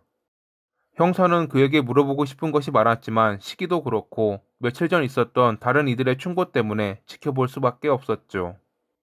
그를 바라보며 형사는 그동안 조사했던 내용들을 머리로 정리하고 있었습니다. 천핑과 왕링, 이들 부부의 사이는 정말 좋지 않았습니다. 이웃들도 알 만큼 하루가 멀다 하고 큰 소리를 내며 싸울 정도로 말이죠. 왕링은 여러 큰 회사들을 운영했지만 실제 주인은 천핑이었습니다. 뇌물, 타인 명의로 대출 등을 통해 자금을 모은 그는 아내를 내세워 여러 사업을 벌여 자금 세탁을 했던 것입니다. 그가 그런 방법으로 벌어들인 돈만 해도 1,000만 위안, 하나로 치면 약 20억 원에 가까운 돈이었다고 합니다. 둘은 결혼할 때까지만 해도 사이가 좋았지만 천핑이 돈과 권력의 맛을 알자 선을 넘기 시작했고 이 때문에 자주 싸웠습니다. 거기에 그는 바람기가 있어 젊고 아름다운 여대생과 어울렸습니다. 아내에게 들켰음에도 그는 뻔뻔하게 헤어진다고 거짓말하더니 오히려 여대생의 동생과도 어울려 셋이 함께 즐기기도 했습니다. 천핑이 두 여성에게 너무 많은 돈을 쓰자 왕링은 최후의 수단으로 그가 사용하던 회사 돈을 막아버렸습니다. 그러자 그는 자기의 지위를 이용해 청탁으로 뇌물을 받기에 이릅니다. 이런 것 때문에 둘은 오랜 불화를 겪었고 자주 다투었던 것입니다. 형사는 이를 왕링의 친한 친구에게 들었는데 처음 들었을 때는 거짓말일 가능성도 염두에 두었지만 얼마 뒤 왕링의 사무실 금고에서 친구가 말했던 것과 똑같은 내용이 적혀 있는 서류를 발견했습니다. 이때부터 형사는 천핑을 주목했고 미행했습니다. 하지만 검찰총장의 자리까지 올랐던 그는 곧 미행을 눈치채고 형사의 윗선에 압력을 넣었습니다. 사건 처리가 부실하고 되레 자신을 의심한다면서 말이죠.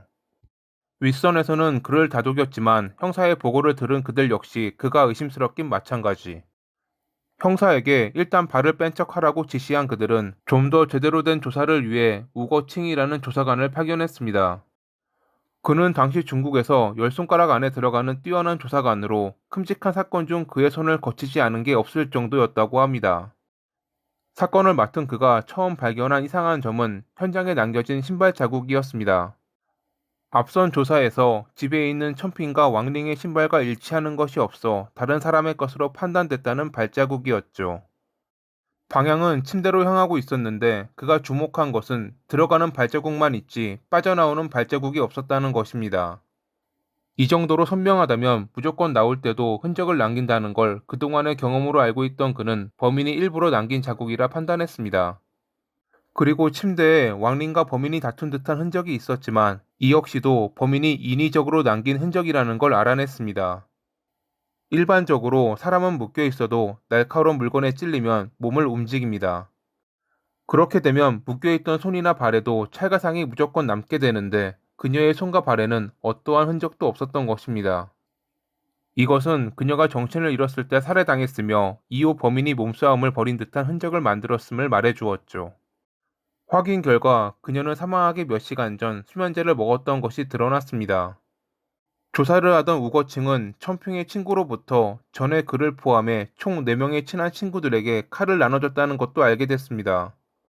짧고 날카로운 곡선형의 칼을 받았던 다른 친구들은 모두 갖고 있었지만 오로지 천핑만이 잃어버렸다는 것도 알아냈죠.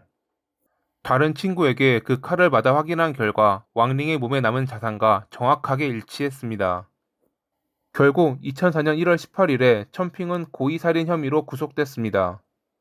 처음에는 범행을 부인하던 그였지만 얼마 안 가 자신이 아내를 살해했다고 자백했죠.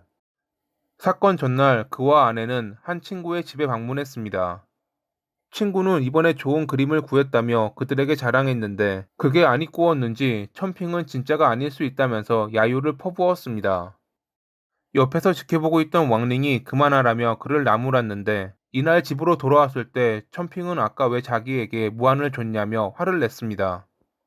둘은 격렬한 논쟁을 벌였고 왕링은 그가 권력에 미쳐 오만해졌다며 경멸했습니다. 잠시 뒤 그녀는 더 이상 할 말 없다며 화장실로 갔는데 화가 가시지 않았던 청핑은 이때 그녀를 살해하기로 결심합니다. 그는 전에 구해둔 수면제 5정을 물에 타 샤워를 마치고 나온 그녀에게 건네며 아까는 미안했다고 사과했고 아무것도 모르는 그녀는 그걸 마신 뒤 잠들었습니다. 막상 그녀가 잠들자 망설여져 다음날 새벽 4시가 되어서야 칼을 든 그는 화나는 마음이 가시지 않아 21번이나 자상을 입혔다고 합니다. 한 번도 안 신었던 신발로 자국을 내는 등 외부인의 범행으로 꾸몄던 그는 집 근처에 있는 강에 범행 도구를 유기한 뒤 평소처럼 출근했습니다. 그리고 마치 아무 일도 모르는 마냥 친구와 함께 집으로 가 연기를 했던 것입니다.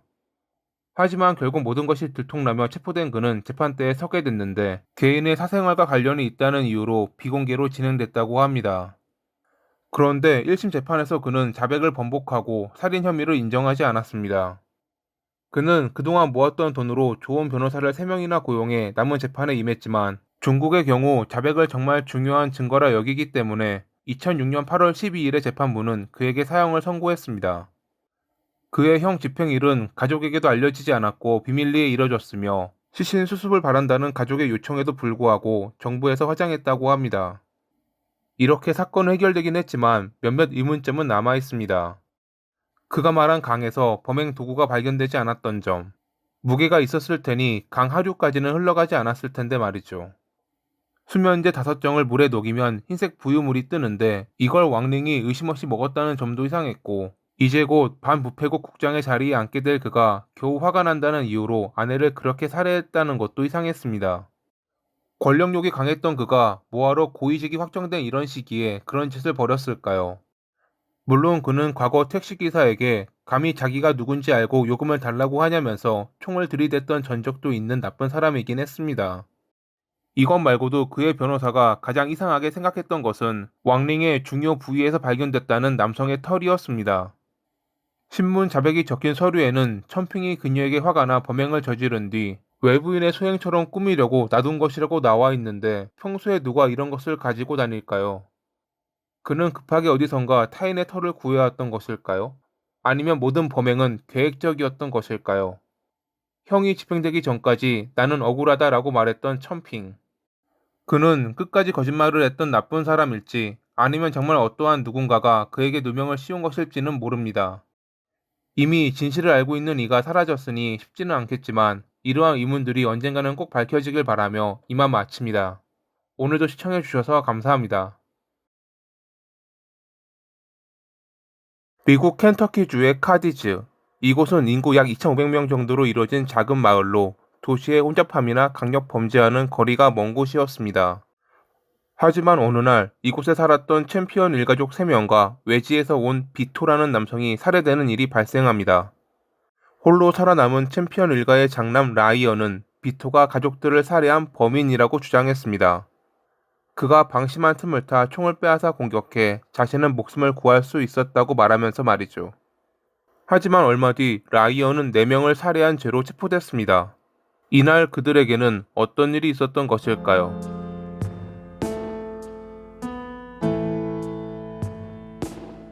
2014년 10월 26일 오전 11시 45분 무렵 점심을 준비하고 있던 리사는 조금 떨어진 곳에서 총소리를 들었습니다. 시골에서는 가끔 농작물에 피해를 주는 동물을 사냥하기 때문에 이번에도 그런 것이라 생각하며 신경 쓰지 않았죠. 그런데 잠시 뒤 문을 급하게 두드리는 소리가 들려옵니다. 문 앞에는 한 손에 총을 들고 다른 손에는 덕트 테이프가 감겨 있는 조카 라이언이 서 있었습니다.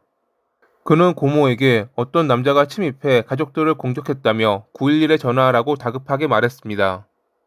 잠시 뒤 현장으로 달려온 경찰은 사망해 있는 라이언의 부모님 린지와 조이, 동생 에밀리, 그리고 범인으로 추정되는 남성을 발견했습니다. 이들 4명은 모두 총을 맞고 사망한 상태였죠. 린지는 현관 바닥, 조이는 지하실, 에밀리는 거실에서 발견됐는데 에밀리만 얼굴과 손발에 덕트 테이프가 감겨 있었습니다. 그리고 라이언이 범인으로 지목한 비토라는 남성은 정문 앞에서 발견됐습니다. 라이언의 주장에 따르면 비토가 가족을 살해했고 그가 방심했을 때 자신이 총을 빼앗아 그를 쏘았다고 합니다. 라이언은 사건 발생 3일 전 일자리를 찾고 있던 비토를 만났고 홀로 아들을 키운다는 그의 처지가 딱해 보여 고용했습니다. 그런데 이날 공구를 가지러 부모님 집에 함께 갔다가 마주친 에밀리에게 비토는 첫눈에 반했다며 찝쩍거렸습니다. 그녀는 부담스럽다며 거부 의사를 밝혔고 표정이 굳어졌던 비토는 3일 뒤 총과 덕트테이프를 가지고 그들의 집을 찾았습니다. 부모님인 린지와 조이는 교회 때문에 자리를 비운 상태라 집에는 라이언과 에밀리만 있었습니다. 비토는 라이언에게 총을 겨누며 어리석은 짓을 하지 말라고 말했고 그들을 거실 의자에 앉힌 뒤 테이프로 묶었습니다. 그 순간 린지와 조이가 돌아왔는지 현관문이 열리는 소리가 들렸습니다. 그리고 비토가 현관으로 갔을 때 거실에 묶여있던 라이언은 보지 못했지만 총소리를 듣고 어떤 일이 일어났는지 짐작할 수 있었죠. 잠시 뒤 비토는 거실로 돌아와 실례할게 라고 말하며 라이언의 옆을 지나쳤고 뒤쪽에 묶여있던 레밀리를 쏘았습니다. 그는 곧바로 라이언도 쏘려고 했지만 총알이 다 떨어져 장전해야 했고 그 틈을 노려 속박을 푼 라이언이 그에게 달려들었습니다. 몸싸움 끝에 총을 빼앗아 비토를 쏜 뒤 고모 집으로 달려가 도움을 청했다는 것이 그의 주장이었죠. 라이언의 말이 사실이라면 정당 방위가 확실했습니다. 그는 별다른 부상은 없어 보였지만 잠시 병원에 갔고 다음날 기자들이 몰려들었을 때도 차분하게 인터뷰에 응했습니다. 정말 다정하고 좋은 부모님, 자랑스러웠던 여동생이 만난 지 얼마 안 된 남자 때문에 그렇게 허망하게 갈 줄은 몰랐다며 말이죠. 그런데 이날 그가 인터뷰하는 것을 TV로 보았던 한 여성이 경찰에 전화합니다. 자기가 비토의 룸메이트라고 밝힌 그녀는 라이언이 모종의 일을 꾸민 장본인이라고 주장했습니다. 그가 하는 거짓말을 그대로 내버려 둘 수 없다고 말한 그녀. 그녀의 말에 따르면 사건이 발생하기 3주 전에 직장을 그만둔 비토는 홀로 아들을 키우다 보니 돈이 필요했습니다. 이 때문에 매일 그는 울상이었는데 일주일 전에 기분이 좋아 보여 물어보았더니 한 남성이 누군가를 죽이기 위해 엄청난 금액으로 자기를 고용했다고 말합니다. 처음에는 농담인 줄 알고 웃으며 넘겼습니다. 하지만 그가 자기를 고용한 남성에 대해 세부적인 묘사까지 하자 혹시나 하는 생각이 들었죠. 그리고 사건 당일 비토가 그녀에게 2~3시간 뒤에 돌아올게 라고 말하며 핸드폰을 소파에 던져두고는 밖으로 나갔을 때 느낌이 왔습니다. 그가 지금 사람을 죽이러 간다는 것을 말이죠. 그날 끝내 그는 돌아오지 않았고 다음날 뉴스를 통해 그녀는 그가 사망했다는 것을 알게 됐습니다. 그런데 그녀는 인터뷰를 하던 생존자 라이언이 비토가 전에 말했던 범행을 사주했다는 남성의 묘사와 일치한다는 것을 알아차립니다. 어떤 이유인지는 모르지만 그가 가족을 살해해달라고 했고 비토를 죽임으로써 입막음했다고 생각한 그녀는 경찰에 신고했던 것입니다. 설명을 들은 경찰 역시 이상하다고 느끼며 라이언을 주목했습니다. 조사하며 알게 된 것은 그가 양아들이었고 공사 관련 일을 했지만 제대로 된 일거리가 없어 힘들어했다는 것입니다. 고등학교를 졸업하고 결혼해 목장에서 행복한 가정을 이뤘던 린지와 조이는 자식을 바랐지만 쉽게 생기지 않아 고민하고 있었습니다. 겨우 생겼던 아이가 출산 중 사망해 더 그러했을 것입니다. 여러 걱정 속에 그들이 선택한 것은 입양이었습니다. 1978년에 그들은 태어난 지 3개월 된 남자아이를 입양했습니다. 그게 바로 라이언이었죠. 그로부터 5년 뒤 조이는 딸인 에밀리를 낳았습니다. 그들은 라이언과 에밀리를 차별하지 않고 키웠습니다. 동네 사람들이 행복한 가족의 본보기라고 말할 정도로 말입니다. 머리가 좋았던 에밀리는 자신의 꿈인 수의사를 위해 어렸을 때부터 노력했고 원했던 대학을 졸업한 뒤 그 꿈을 이뤘습니다. 라이언은 20대 중반에 입대해 8년 뒤 전역했고 집으로 돌아와 건설 작업을 하며 일거리를 찾아다녔습니다. 그리고 2014년 10월 26일에 본 사건이 발생했죠. 처음에는 라이언의 말처럼 에밀리에게 거부당한 비토가 그들 가족을 살해했던 것으로 보였지만 그의 룸메이트의 제보로 라이언이 범행을 사주했을지도 모른다는 의심에 조사하던 경찰은 여러 이상한 점을 발견했습니다.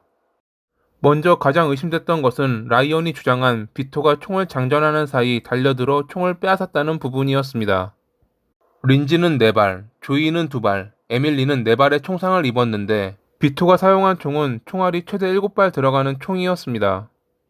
그럼 이미 에밀리를 쏜 시점에서 장전이 끝나 있는 상태였다는 것인데 라이언은 그가 장전하는 사이 총을 빼앗았다고 주장한 것입니다. 부모님을 살해한 뒤 앞에 있는 그보다 에밀리를 먼저 쏜 것도 이상했고 그를 지나칠 때 실례할게 라고 말했다는 것도 이상했습니다. 그리고 분명 린지와 조이는 집에 함께 왔을 텐데 왜 린지는 현관에서 발견됐고 조이는 지하실에서 발견됐을까요? 경찰은 라이언이 비토를 고용해 가족을 살해했고 돈을 주기 싫어서 혹은 입막음으로 그를 살해한 뒤 죄를 뒤집어 씌운 거라 생각했습니다. 그리고 그들의 생각에 확신을 주듯 사건 발생 5일 전 그가 한 가게에서 비토 그리고 한 여성과 함께 있는 보안 카메라 영상을 확보합니다. 라이언은 분명 사건 발생 3일 전에 그를 만나 고용했다고 했는데 이미 5일 전부터 만나고 있었던 것입니다. 그들과 함께 있던 여성은 라이언의 여자친구였던 플로킨으로 밝혀졌고 경찰은 그녀를 소환해 신문했습니다. 그녀는 자기가 그를 소개해준 것은 맞지만 살인 청부 같은 말도 안 되는 소리는 하지 말라며 부인했습니다. 그런데 형사가 당신을 통해 그들이 연락한 건 없냐고 물어보자 그녀는 아니라고 말하더니 갑자기 핸드폰을 꺼내 무언가를 하려고 합니다. 증거를 지우는 중이라 생각한 형사는 핸드폰을 압수했고 그녀의 문자와 개인 SNS를 통해 자신들의 짐작이 맞다는 것을 확인했습니다. 라이언은 살인죄로 체포됐고 플로킨 역시 범행 계획에 참여한 것으로 드러나며 체포됐습니다. 라이언은 자백을 하지는 않았지만 2016년 12월 8일에 4건의 살인 모두 책임을 인정하며 종신형을 선고받았습니다. 이는 범행을 인정하지는 않지만 사형을 피하기 위해 일단 기소를 받아들이는 것으로 나중을 기약하는 이들이 종종 이런 방식을 택한다고 합니다. 그렇다면 라이언이 가족을 살해하도록 사주한 동기가 무엇일까요? 아무리 입양됐다고 하지만 그들 가족은 문제가 없어 보였습니다. 라이언은 이에 대해 어떠한 말도 하지 않았지만 여자친구 플로킨에 따르면 그는 자주 부모님에게 차별 대우를 받는다고 말했다고 합니다. 성공했던 동생에 비해 자기는 아무것도 이룬 게 없었고 그 때문에 그들이 자기를 무시하고 자주 화를 냈다고 말이죠. 하지만 가족의 지인들은 린지와 조이가 절대 그럴 사람이 아니며 오히려 라이언이 운이 없어 잘 풀리지 않는 거라며 응원했다고 밝혔습니다. 라이언은 동생에 비해 자기는 제대로 된 일자리도 구하지 못해 열등감을 가졌을지도 모릅니다.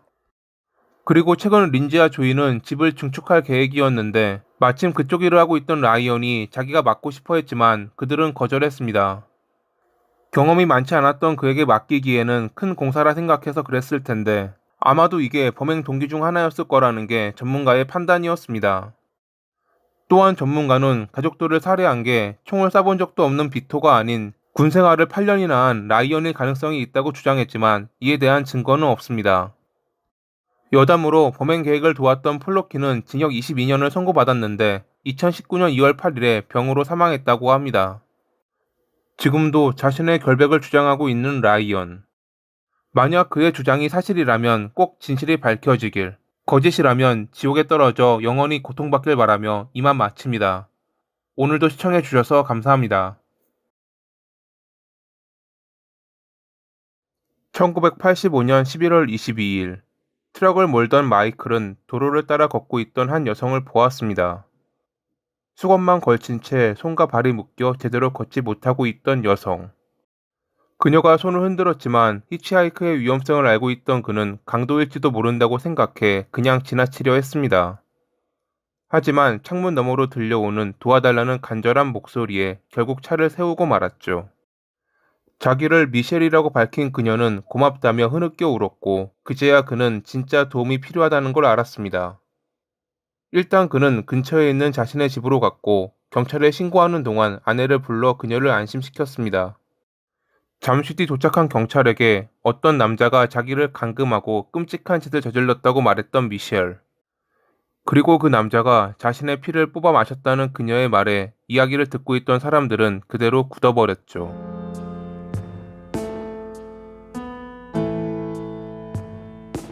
일단 미셸은 병원으로 옮겨졌고 그녀를 진찰한 의사는 만약 조금만 늦었어도 사망했을 거라 진단 내렸습니다. 그녀는 혈액의 40% 가까이 잃은 상태였거든요. 잠시 뒤 안정을 되찾은 그녀는 경찰에게 자신이 당했던 일을 말해주었습니다. 장거리 연애를 하고 있던 미셸은 남자친구를 만나러 캘리포니아로 왔는데 그가 관계를 요구해 거부하는 바람에 금방 헤어졌습니다. 돌아가는 비행기를 타기까지 시간이 남자 그녀는 근처에 사는 다른 친구와 만나려고 도로를 따라 걷고 있었습니다. 그러던 중 부드러운 인상의 남성이 차를 멈춰 어디까지 가냐고 물어봅니다. 30대 초반의 날씬한 체격, 코트에 넥타이를 메고 있던 그는 위험해 보이지 않았고 당시 비도 내리고 있었기에 그녀는 친구를 만나러 멜버른에 간다고 말했습니다. 남성은 자기도 사무실에 가는데 방향이 같다며 그녀를 태워주었습니다. 그런데 잠시 뒤 집에 업무에 필요한 물건을 두고 왔다며 잠시 들렀다 가도 되냐고 물어봅니다. 그녀가 고개를 끄덕이자 남성은 방향을 틀어 길을 달리다 울타리가 가려진 집 앞에 세웠습니다. 좋은 잔디와 비싸 보이는 오토바이가 주차돼 있던 고급 주택이었죠. 그는 시동을 끄더니 술이나 한잔 할래? 라고 물었고 그녀가 친구들이 기다리고 있다며 거절하자 고개를 끄덕이고 안으로 들어갔습니다. 잠시 뒤 나온 그는 물건이 차에 있는 것 같다며 그녀가 타고 있던 뒷좌석 문을 엽니다. 그러고는 물건을 찾는 척 하더니 갑자기 그녀의 목에 밧줄을 걸어 차에서 끌어내렸습니다. 그녀는 반항하려 했지만 결국 기절했고 정신을 차렸을 땐 부엌 조리대 위에 묶여 있었습니다. 그녀가 깨어나자 그는 강제로 관계를 가지며 다시 목을 졸랐습니다. 또 기절했다 깨어났을 때 그녀의 눈은 테이프로 가려져 있었는데 갑자기 팔에 바늘 같은 것으로 찌르는 듯한 통증이 느껴집니다. 처음에는 남성이 약 같은 걸 주사한다고 생각했는데 반대로 자신의 피가 뽑히는 느낌이 났습니다. 그녀는 그에게 뭘 하냐고 물었습니다. 그리고 돌아온 내가 당신의 피를 마시고 있어 라는 소름 끼치는 목소리. 눈에 붙여진 테이프 아래 좁은 틈으로 그녀는 그가 피 묻은 이빨을 드러내며 웃고 있는 걸 보았습니다. 그 모습을 보고 그녀는 다시 기절. 깨어났을 때 그는 똑같은 짓을 반복. 갈수록 피가 빨려 그녀는 정신이 몽롱해지기 시작했습니다. 얼마 뒤 그는 그녀의 손목과 발목에 수갑을 채운 뒤 화장실에 가뒀습니다. 그러면서 잠시 자리를 비울 건데 만약 떠들면 자기보다 성질이 더러운 형이 가만히 있지 않을 거라며 위협하고 사라졌습니다. 가뜩이나 피가 빨려 힘도 없던 그녀는 흐느낄 힘조차 없어 그대로 욕조에 누워 있었습니다. 몇 시간 뒤 돌아온 남성은 잘 있었냐며 천연덕스럽게 묻더니 아까 했던 짓을 또 했고 이러한 행동은 다음 날까지 반복됐죠.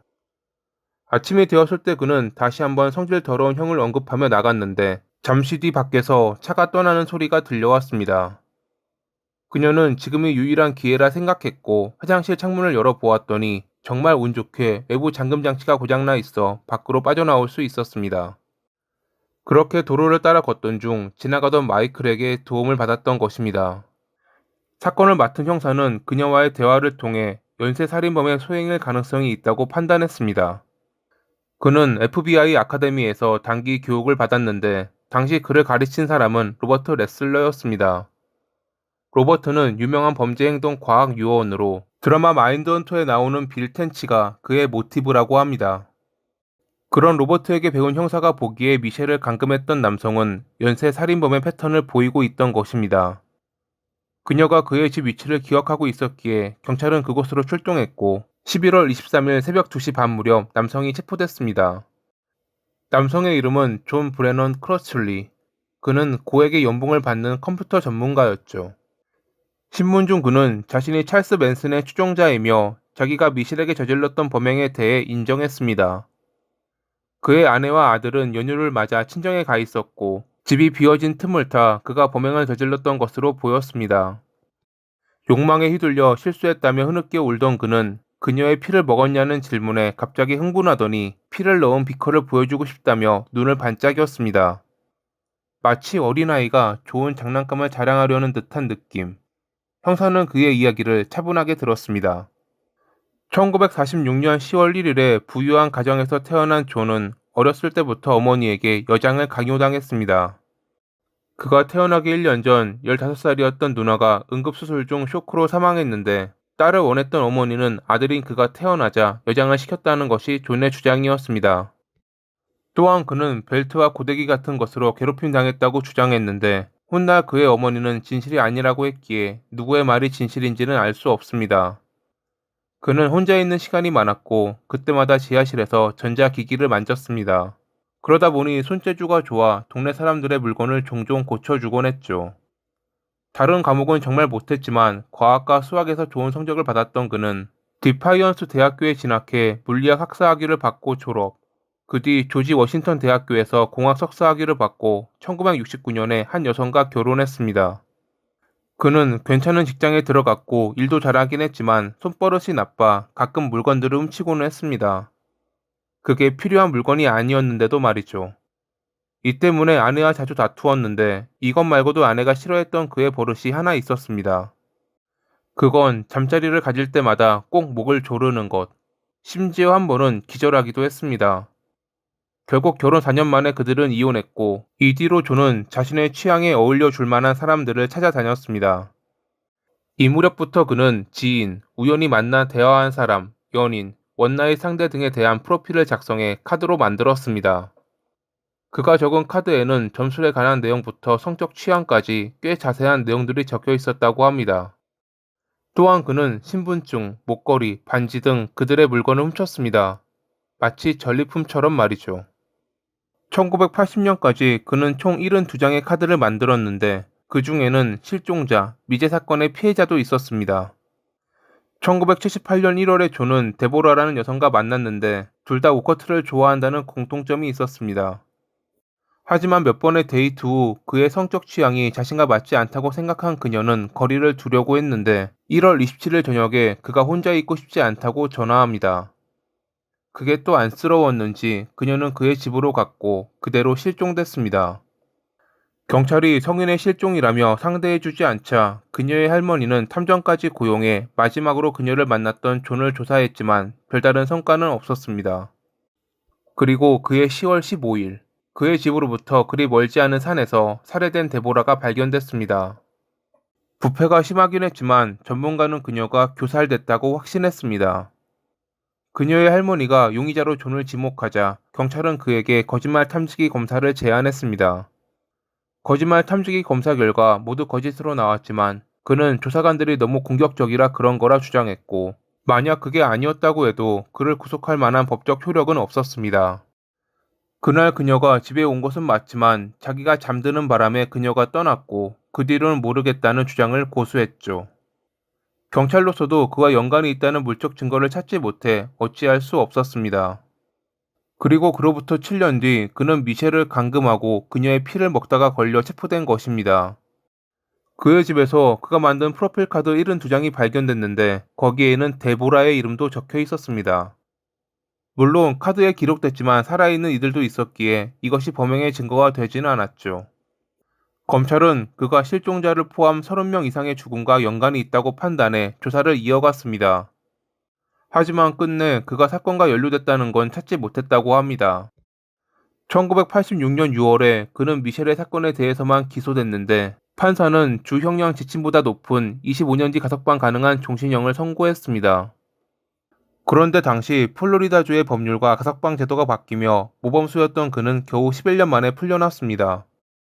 그리고 당일에 대마를 폈던 것이 걸려 가석방 위반으로 체포됐죠. 가석방 되기 전 감방에서 피웠다는 주장에도 불구하고 1997년 1월 31일의 재판부는 삼진법에 따라 그에게 종신형을 선고했습니다. 삼진법은 세 번째 중범죄를 저질렀을 때 높은 형량을 부과하는 법률로 그는 앞서 도벽으로 체포된 전적 때문에 이에 해당됐던 것입니다. 그렇게 그는 평생을 감방에서 살 처지에 놓였는데 5년 뒤인 2002년 3월 30일 감방 안에서 숨진 채 발견됐습니다. 머리에는 비닐봉지가 씌워져 있었지만 공식적으로는 사고로 결론 났습니다. 그가 자기 위로를 하던 중 쾌감을 극대화하기 위해 스스로 목을 압박하다 사망했다는 것이 최종 결론이었죠. 결국 존은 자신의 괴물 같은 본능을 제어하지 못하고 인생의 끝마저도 초라하게 마무리했습니다. 욕망에 휘둘렸던 그가 지옥에서 영원히 벗어나지 않길 바라며 이만 마칩니다. 오늘도 시청해주셔서 감사합니다.